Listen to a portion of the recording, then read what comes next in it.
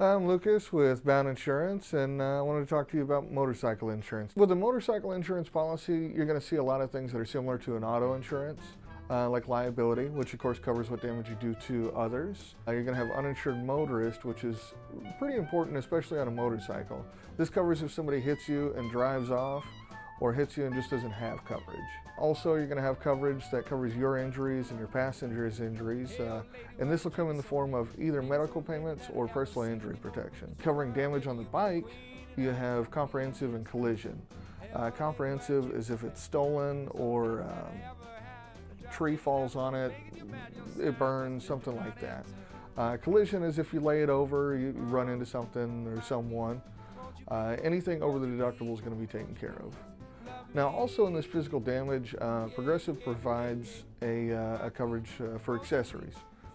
They realize most motorcycles out there are not factory. You know, the owners customize them to fit their needs or their style. And so automatically it's covered up to $3,000. Also, you have other optional coverages like trip interruption, which comes along with the roadside assistance.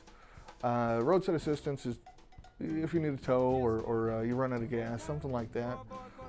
But they also realize that there's a lot of long distance riders. And if you're halfway across the country, a tow to your house isn't going to do you any good. So they realize you might have to put it in a shop, find a hotel, find a place to eat for a few days, and that's where the trip interruption comes in.